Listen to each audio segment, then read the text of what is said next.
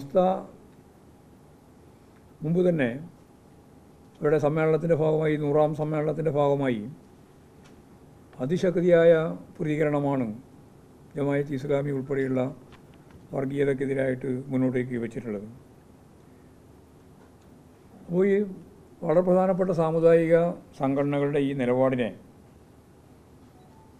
ഞങ്ങൾ ആദ്യം മുതലേ സ്വാഗതം ചെയ്യുകയാണ്. ഞങ്ങൾ പറഞ്ഞുകൊണ്ടിരുന്ന ഒരു കാര്യം തന്നെയാണ്, ജമാഅത്ത് ഇസ്ലാമിയെ ചേർന്ന് UDF, ഒരു ഭാഗത്ത് ജമാഅത്ത് ഇസ്ലാമി, വേറൊരു ഭാഗത്ത് BJP. രാജീവ് ചന്ദ്രശേഖരൻ വർഗീയവാദിയല്ല എന്ന സർട്ടിഫിക്കറ്റ് നൽകിയത് VD സതീശനാണ്. അപ്പോൾ കോലീബി സഖ്യം പഴയ കാലം, അതിൻ്റെ പുതിയ രൂപമാണ് കേരള കോൺഗ്രസ്, BJP, ലീഗ്, ജമാഅത്തെ ഇസ്ലാമി സഖ്യം. അതിൻ്റെ കോർഡിനേറ്ററാണ് യഥാർത്ഥത്തിൽ VD സതീശൻ. ഈ താക്കീതെല്ലാം ഏറ്റവും ശക്തിയായിട്ട് ബാധിക്കുന്നത് അവരെയാണ്. എന്തുകൊണ്ടാണ് ഇത്തരത്തിലുള്ള നിലപാടവർ സ്വീകരിക്കുന്നത് എന്നതിനെ സംബന്ധിച്ച് അവർ തന്നെ വ്യക്തമാക്കുന്നുണ്ട്.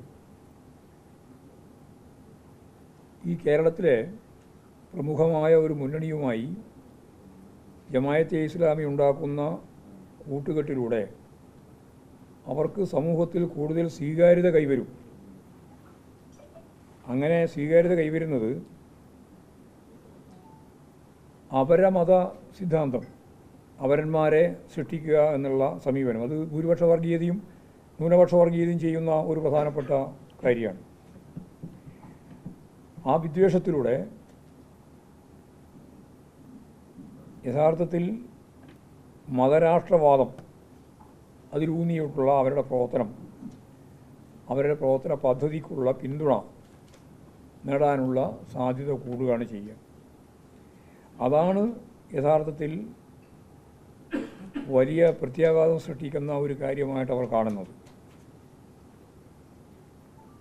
നിലവിലിപ്പോഴും അവരൊരു രാഷ്ട്രീയ ശക്തി അല്ലാതിരിക്കുമ്പോഴും സമൂഹത്തിൽ അതിതീവ്രമായ വിഭജനം സൃഷ്ടിക്കാൻ ശ്രമിക്കുന്നവരാണ് ജമാഅത്തെ ഇസ്ലാമി.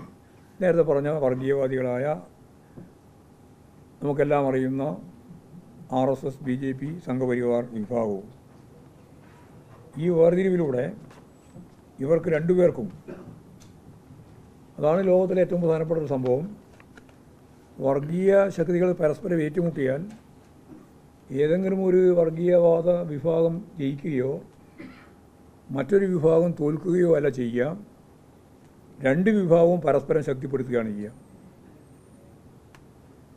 അപ്പോൾ ഈ വേർതിരിവിലൂടെ സംഘപരിവാരും ശക്തിപ്പെടാനാണ് സാധ്യത. രണ്ടും അങ്ങോട്ടും ഇങ്ങോട്ടും ശക്തിപ്പെടുത്തുകയാണ് ചെയ്യുക. ഇത് കേരളത്തെ ഇല്ലാതാക്കും എന്നതാണ് ഈ ജാഥ മുന്നോട്ടേക്ക് പോകുന്ന ഏറ്റവും പ്രധാനപ്പെട്ട ഒരു കാര്യം. അപ്പോൾ സ്വാഭാവികമായി ഈ വർഗീയതയ്ക്കെതിരായ പോരാട്ടം എല്ലാ വിശ്വാസികളെയും ചേർത്ത് നിർത്തിക്കൊണ്ട് കക്ഷി രാഷ്ട്രീയത്തെ അതീതമായി മുന്നോട്ടേക്ക് കൊണ്ടുപോകുന്ന ഒരു പ്രധാനപ്പെട്ട അജണ്ടയാണ്. അങ്ങനെ കൈകാര്യം ചെയ്യാൻ സാധിക്കുന്നില്ലെങ്കിൽ കേരളം അതിഗുരുതരമായ പ്രതിസന്ധിയിലാവും, ഇല്ലാതാവും എന്നാണ് ഞങ്ങൾ ഈ ജാതിയുടെ മുന്നിൽ ചൂണ്ടിക്കാണിച്ചിട്ടുള്ള കാര്യം. ഇത്രയും കാര്യങ്ങളാണ് ഇന്ന് പറയാറ്.